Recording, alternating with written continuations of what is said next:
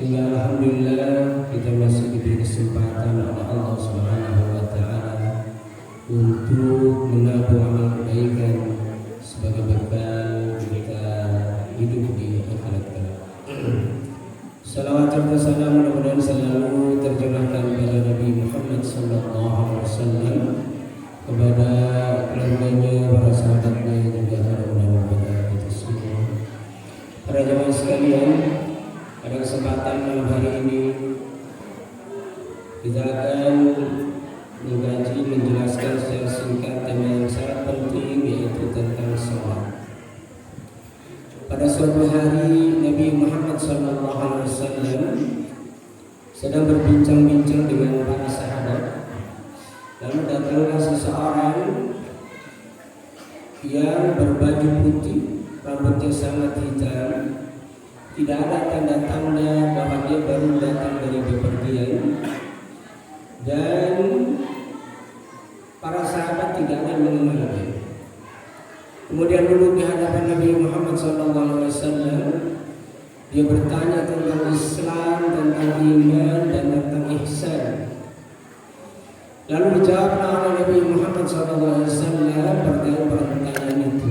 Yang pertama tentang Islam, dan ini yang berkaitan dengan tema kita malam hari ini. Nabi Muhammad SAW ketika ditanya tentang Islam, Nabi Muhammad SAW bersabda, "Antasyhadu an la ilaha illallah wa anna Muhammadar Rasulullah wa tuqimus shalah." Yaitu kamu bersyahadat bahwa tidak ada Tuhan yang berhak untuk diibadahi kecuali Allah, dan Muhammad adalah utusan Allah, dan seterusnya, yaitu puasa Ramadan, mengeluarkan zakat, dan menunaikan ibadah haji bagi yang mampu.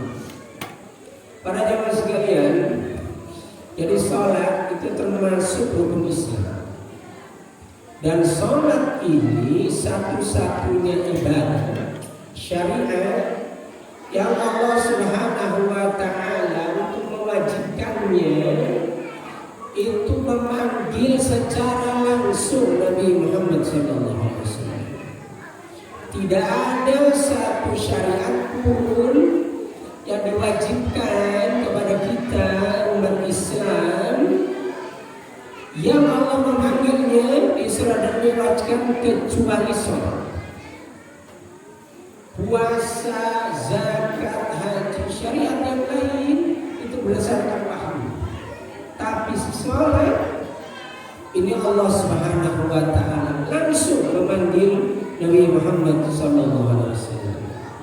Inilah para jamaah sekalian, menurut para ulama yang menegaskan bahwa sholat ini memiliki kedudukan yang sangat penting dalam Islam. Para jamaah sekalian, puasa Ramadan, orang dalam bepergian dia boleh tidak puasa, tapi harus diganti di hari yang lain. Yang sakit, kalau dia tidak mampu untuk berpuasa, dia boleh tidak berpuasa dan boleh diganti di hari yang lain. Menunaikan ibadah haji bagi yang mampu, nggak wajib. Secara fisik mampu, uang ada, tapi ternyata kondisi tidak aman, maka tidak wajib. Zakat bagi yang mampu, yang tidak mampu tidak wajib zakat. Tapi perhatikan dengan sholat ini, Bapak Ibu sekalian, sholat tidak boleh ditinggal bagaimanapun keadaannya.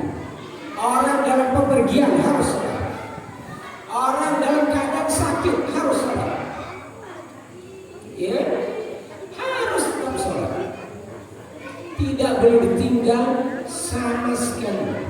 Sholat itu luar biasa, ya. Kapan sholat itu boleh ditinggal? Kalau sudah meninggal dunia, selesai. Kita sholatkan itu, karena nggak bisa sholat, ya. Selesai kan meninggal. Selama masih hidup, masih ada nafas, orang sakit, belum koma, tetap wajib sholat. Dengarkan baik-baik, ini oleh para ulama. Saya ingin sampaikan ya, sebab ini penting sekali para jamaah sekalian. Orang sakit di ruang ICU tidak bisa wudhu, tidak bisa tayamum, maka dia tetap sholat tanpa wudhu, tanpa tayamum, dan sholat asar. Kenapa? Karena memang kondisinya darurat, dia tetap sholat.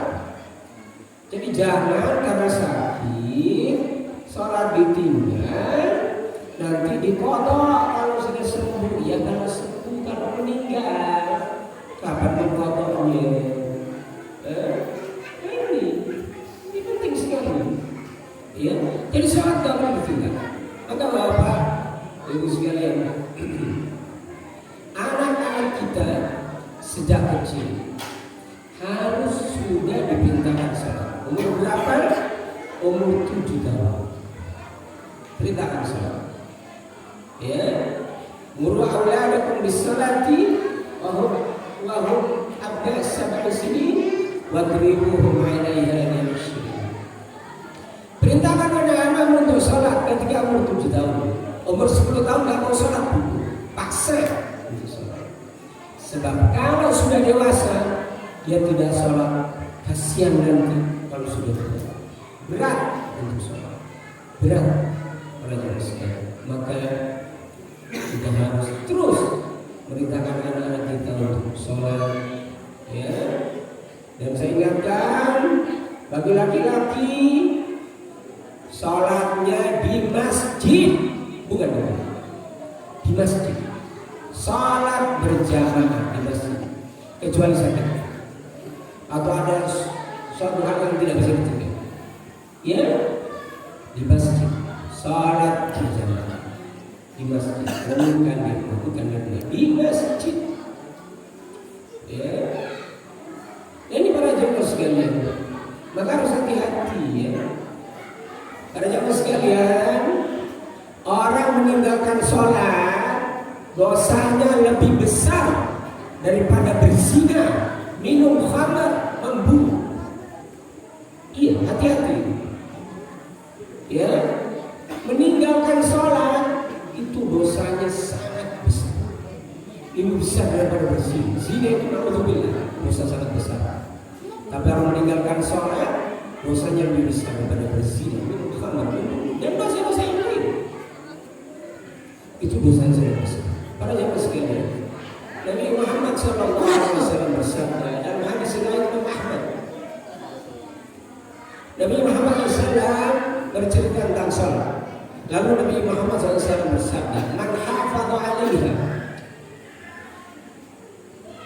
fakanat lahu nuran wa burhanan wa najatan yaumil qiyamah. Wa man lam yuhafidh 'alaiha lam yakun lahu nur wa la burhanun wa la najatan.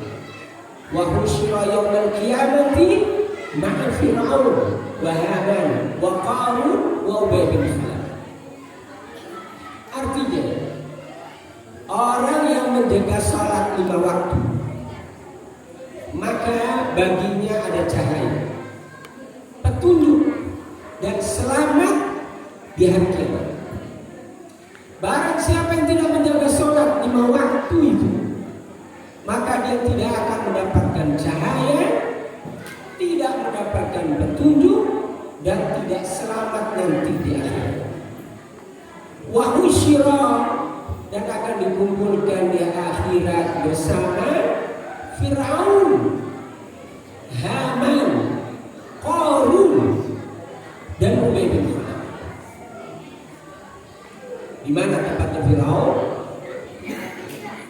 Di neraka Jahannam. Hati-hati.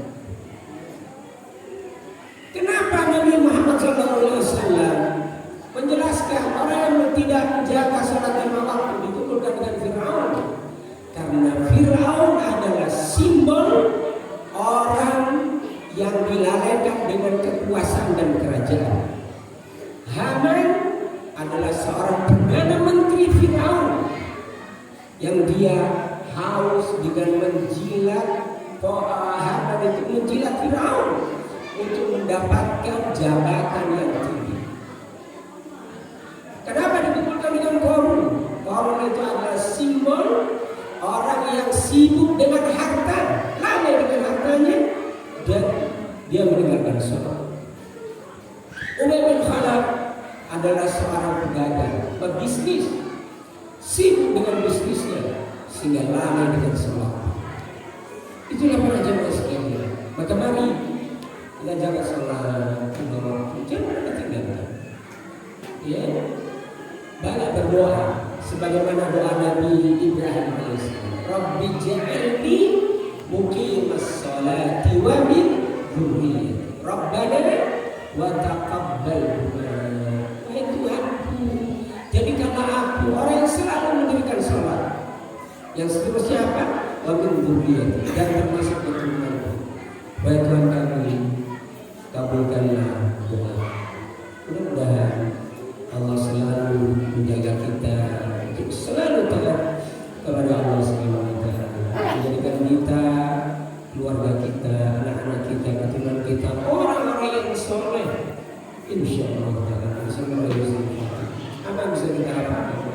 Kalau kita punya anak yang soleh, ini para jemaah sekalian, saya temukan beberapa orang meninggal dunia. Kita ikut menyolatkan anaknya di luar rumah. Iya, terjadi. Anaknya enggak ikut menyolatkan. Betapa sedihnya orang tua. Di mana dia akan mendoakan anak orang tuanya yang sudah meninggal dunia. Iya, anak-anak kita adalah investasi masa depan kita nanti di akhirat. Aku lupa lihat. Astagfirullahaladzim. Astagfirullahaladzim. Itu perlu waktu majlis. Alhamdulillah. Tiga. Syara'na wa anta. Astagfirullahaladzim.